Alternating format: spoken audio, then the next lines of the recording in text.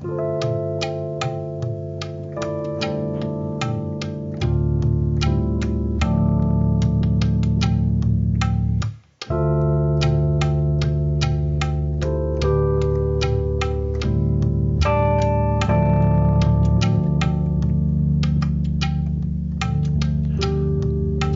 is the final segment of episode 21, and it's called The Power of Reusability.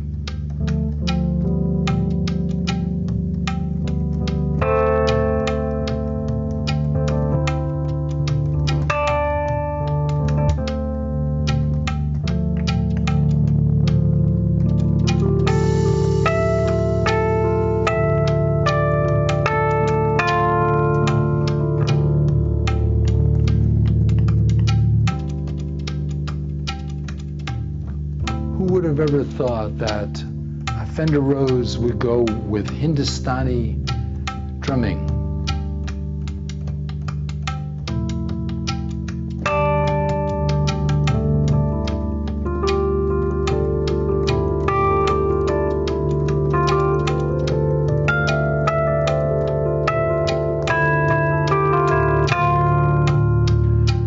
One instrument's thousands of years old, the tabla. Fender Rhodes, not even 100.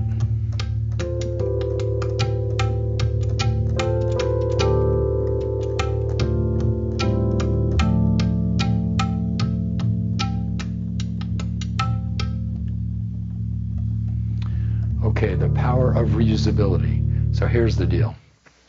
I started a multimedia company around 12 years ago. And at the time, since I had a lot of friends that were composers, we thought for every contract, for every corporate video we made, for every trade show demo, we would create an original soundtrack. So we used all of our contracts as an excuse to write more music and play more music. And eventually noticed that we had this large stockpile of original music. And if we didn't have time to conveniently write a new piece, we could pull out an old piece and connect it with a new set of visuals, and it would work. And I guess we should have known this because people who do movie soundtracks frequently reuse the classics and license them. And lots of television shows use music that existed. And it turned out that we were very much in the minority, that almost everybody in the world who was making video content was using music that already exists. Because I had a group of crazy creative composer friends, we thought that we needed an original soundtrack for every single thing. It turns out that it is not very profitable to create an original soundtrack for everything. But if you could reuse that same soundtrack, say 3 times, you can make a profit. What a thought. Reusability. That's what stock photographs are about. That's what people license things for. But as a creator, how much of what you create is actually reusable? And could you be creating in such a way that you were intending it to be reusable, instead of just being short-term oriented and looking at a first order thing, which is my first order response is do what needs to be done. But what if it was the second order that you were thinking about and you thought, what if I was creating content that could be used for something else? For example, I was trying to write a book for a long time and having a hard time finishing it. In fact, I rewrote it several times. This is not uncommon for authors, especially first-time authors. But then I had this thought, what if I write a blog post every day, and by the end of the year I'll have 365 blog posts, and what if I only need 100 to make a book? To have a book with 50,000 words in it. That's a decent sized book. So I got into this habit a couple of years ago, maybe 3 years ago, of writing a blog post every day.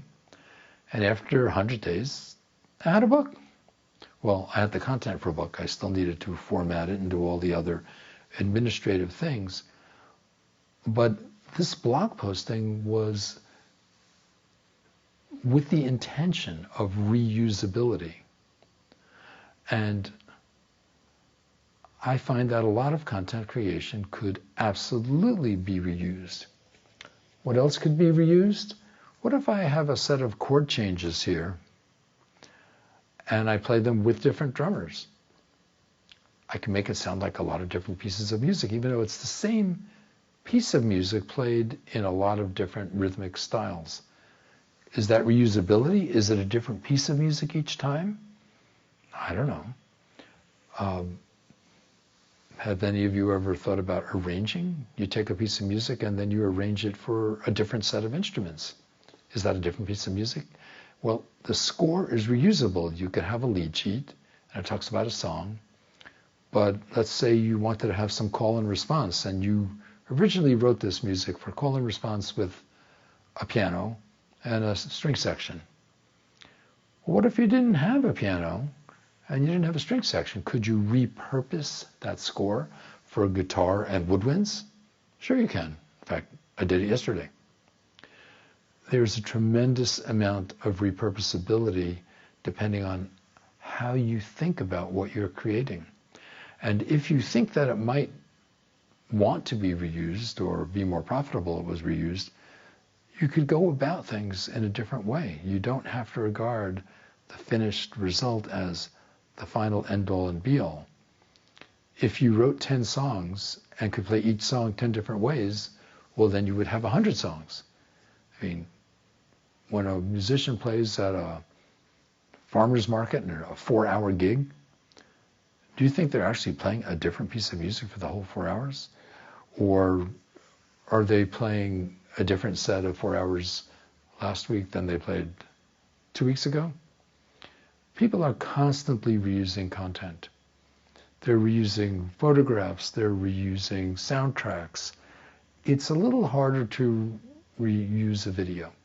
That's kind of tough. But you could reuse all the stuff that goes along with it. And that's kind of pretty cool. Now this little one sound, Fender Rhodes,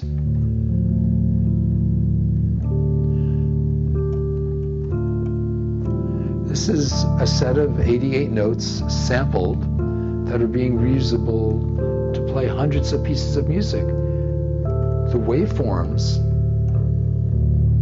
a lot of waveforms, 8 gigabytes full of waveforms. When I developed the first digital piano, we had a half of a megabyte. This has 8 gigabytes. 1 gigabyte is 1,000 megabytes. This is 40,000 times more. 40,000 times the amount of information. It's reusable. The reusability of content, power of reusability, segment 21.8.